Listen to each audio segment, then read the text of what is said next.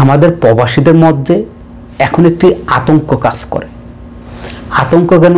অনেকেই বলেন যে ভাই এই যে 29 জানুয়ারি পর্যন্ত সরকার আমাদেরকে সুযোগ দিয়েছে, আমরা যারা হুরুপ্রাপ্ত টার্মিনেট প্রাপ্ত, আমরা কফালা হওয়ার জন্য। এখন এই 29 তারিখ পার হওয়ার পরে কি আমরা কফালা হতে পারবো কিনা, বা অনেকে বলতেছে ভাই 29 তারিখের পরে কি হবে, তার মনে একটা আতঙ্ক কাজ করে। আজকের এই ভিডিওতে আমি আপনাদেরকে সেই বিষয়গুলো জানানোর চেষ্টা করব, তাই ভিডিওটি প্রথম থেকে শেষ পর্যন্ত দেখার অনুরোধ থাকবে। আপনি যদি আমাদের চ্যানেলে নতুন হয়ে থাকেন বা পেজে নতুন হয়ে থাকেন, অবশ্যই চ্যানেলটি সাবস্ক্রাইব করে এবং পেজটি ফলো করে আমাদের সাথেই থাকবেন। আমি আমার নিজের অভিজ্ঞতা থেকে বলতেছি, সেই 17 সালের শুরু থেকে আজ পর্যন্ত আমি সৌদিতে আছি এবং সেই সাথে আমি আপনাদের জন্য সেই 2019 সাল থেকে এই ইউটিউবে কাজ করে থাকি।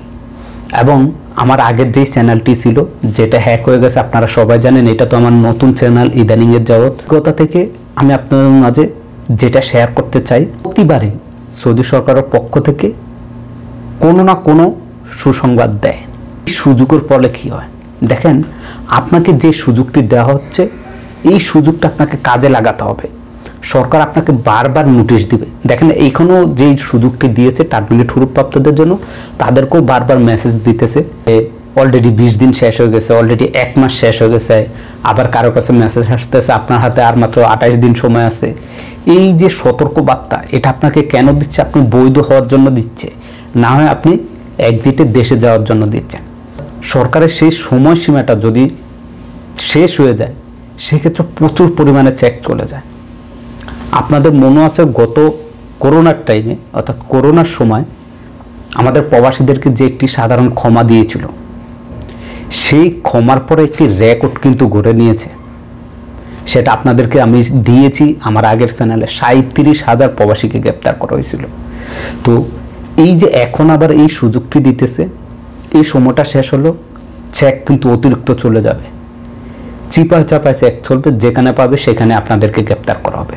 আগেও আমরা অনেক সময় দেখছি যে সরকার বেশি না কিছু পরিমাণ, যেমন একটা নির্দিষ্ট সময় দিয়েছে, এই সময়ের পরও দেখা গেছে আরও 10 দিন 15 দিন সময় দেয় আপনাদেরকে। হয়তোবা আমি শিওর দিচ্ছি না, হয়তোবা 29 তারিখের পরও আরও 15 দিন বা 1 মাস সময় দিতে পারে, আবার নাও দিতে পারে। যদি দেয় তাই তো আলহামদুলিল্লাহ, আর যদি না দেয় তাহলে কিছু করার নেই। তাই আমি সাজেস্ট করব না যে ভাই আপনি এত টাকা খরচ করে আপনি কফালা হয়ে বৈধ হয়ে যান।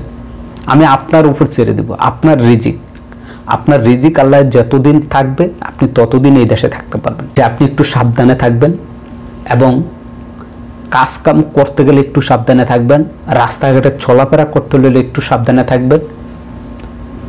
কখন কি হয়ে যায় বলা যায় না। এবং এটাই বলবো, যেহেতু আপনাদেরকে সরকার সুযোগ দিয়েছে হয় কফালা হয়ে বৈধ হওয়ার জন্য, যদি আপনার সামর্থ্য থাকে আপনি বৈধ হয়ে যান, আর যদি আপনার সামর্থ্য না থাকে আপনি এক্সিটে দেশে চলে যান। যদি সেটাও না চান, আপনি যদি চান আল্লাহর উপর ছেড়ে দিতে, যে কয়দিন থাকতে পারেন সেই কয়দিন থেকে কাজ করে 2 টাকা ইনকাম করে দেশে চলে যেতে পারেন। এটা আমার ব্যক্তিগত থেকে আমি আপনাদেরকে বলছি, এবং বাকিটা এখন আপনার ইচ্ছা। আশা করি বুঝতে পারছেন।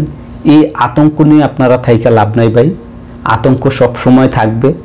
প্রতিবার সাধারণ ক্ষমা দেওয়ার পরে বা কোনো একটি ঘোষণা দেওয়ার পরে, সেই সময়সীমা পার হওয়ার পরে এরকম আতঙ্ক অনেকেই ছিল। যাদের কপালে ছিল না তাদেরকে ধরে দেশে পাঠিয়ে দিয়েছে, যাদের কপালে রিজিক ছিল তারা এখানে রয়ে গেছে, এখনও আছে। তো এটা হচ্ছে ভাই আপনার নসিব।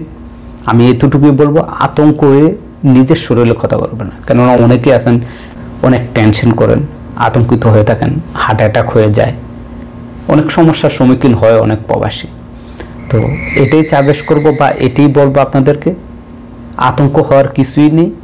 আপনি একবারে নর্মালভাবে তবে একটু সেফলি চলবেন। আশা করি বুঝতে পারছেন। এই ছিল আজকের ভিডিওটি বেশি বেশি করে শেয়ার করবেন, যাতে করে সকল প্রবাসী ভাই জানতে পারে।